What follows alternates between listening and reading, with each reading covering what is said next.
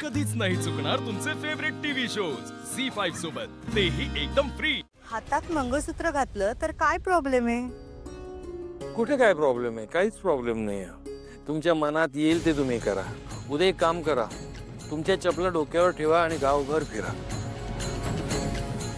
अहो असं काय बोलताय? सुरुवात कोणी केली?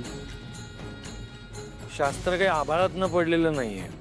आपल्या जगण्याच्या पद्धतीमध्ये जी सर्वोत्तम पद्धत आहे, जी सर्वमान्य पद्धत आहे, जी सगळ्या कसोट्यांना खरी उतरलेली आहे, अभ्यासाने जी सिद्ध झालेली आहे, त्या पद्धतीला शास्त्र असं म्हणतात।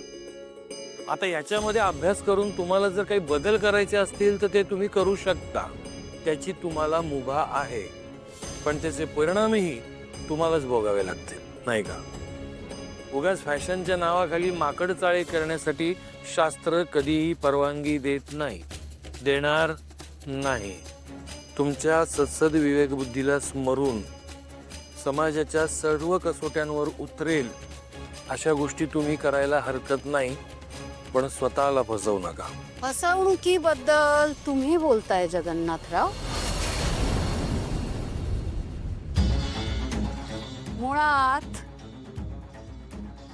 फसवणुकीबद्दल बोलण्याचा तुम्हाला काही नैतिक अधिकारच नाहीये। तुम्हाला माहिती हा माणूस कोण आहे?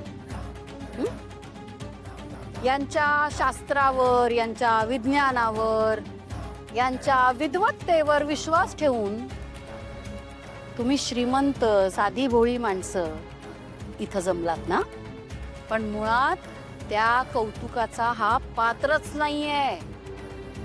अहो विश्वासघातकी माणूस आहे हा। याने काय केलंय माहितीये तुम्हाला? या माणसाने रूपम कॉस्मेटिकच्या मालकीण तिलोत्तमा मेहेंदळे आणि त्यांच्या संबंध कुटुंबाची फसवणूक केली आहे।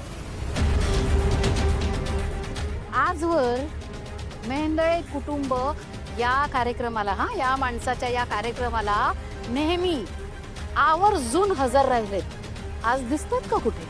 आहेत का? नाही ना?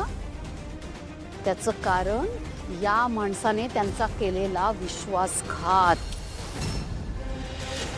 अहो लोकांच्या आयुष्याशी खेळलाय हो हा माणूस। माझी मैत्रीण तिलोत्तमा मेहेंदळे हिच्या मुलाचं म्हणजे सारंगचं लग्न याने फसवून लावलंय, आणि तेही खोटी नाटी स्थळ प्लान करून।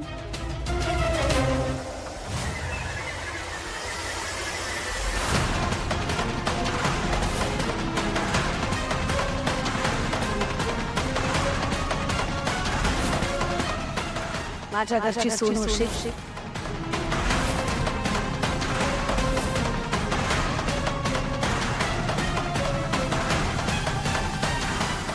माझं ऐका, मी विनंती करते तुम्हा सगळ्यांना, शहाणे असाल तर याचा नाद सोडा। सोडा या माणसाचा नाद आणि निघा इथून। फ्रॉड आहे हा माणूस, फ्रॉड। जगन्नाथजी, तुम्ही अशा प्रकारे लोकांच्या आयुष्याशी खेळता? शास्त्राच्या नावाखाली तुम्ही तुमची मनमर्जी चालवताय का? मला तर आधीपासूनच वाटलं होतं तुम्ही फ्रॉड असाल म्हणून। इथे थांबण्यात सुद्धा अर्थ नाही आता। नाही चला ना मग आपण कशाला? त्यांची बाजू तरी ऐकून घ्या। आम्हाला काय ऐकायचं नाहीये, चला हा माणूस फ्रॉड आहे। काय अर्थ सगळ्यांनी इथे उठा। थांबण्यात? चला।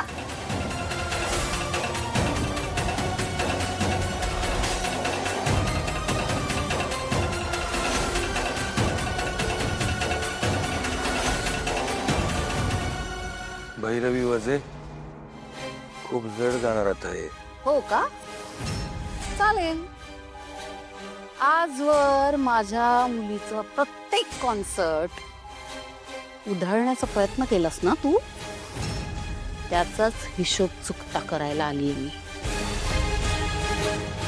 खूप गर्व आहे ना तुला तुझ्या ज्योतिष विद्येवर, तुझ्या ज्ञानावर, तुझ्या शास्त्रावर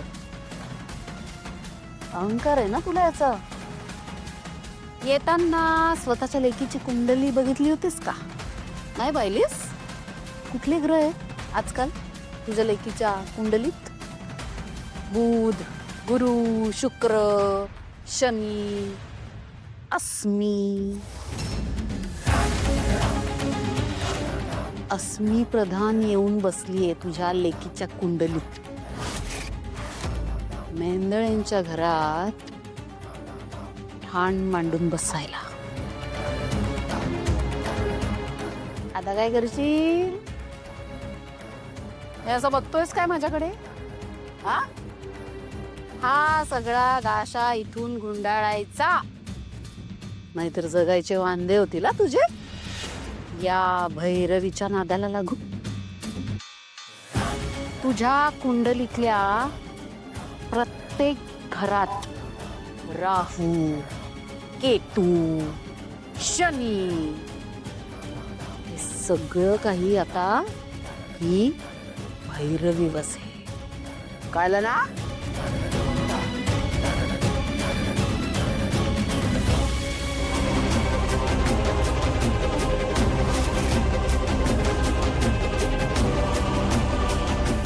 अपने फादर को डायरेक्ट थ्रेट. बहुत गहरी दुश्मनी दिखती है. इस भैरवी वजह को पहले ठीक से समझना पड़ेगा.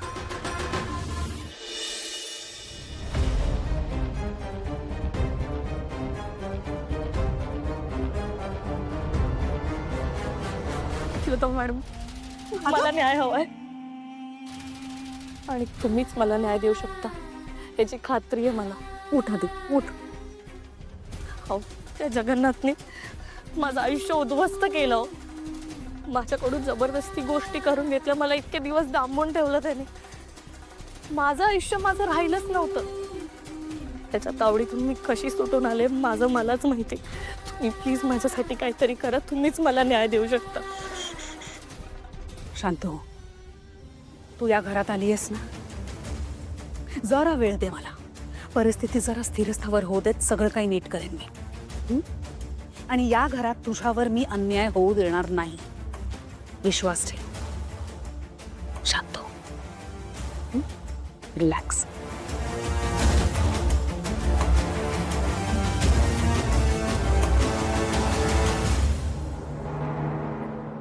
कुठे होतीस तू? किती शोधलं मी तुला. तू डायरेक्ट घरात आलीस. मला कॉन्टॅक्ट करायचा ना. मी आणलं असतं तुला या घरात जसं आधी आणलेलं. पण तू तर विचार तोच केला होता मी. पण नंतर माझ्या लक्षात आलं तुमच्या त्या टर्म्स अँड कंडिशन्स.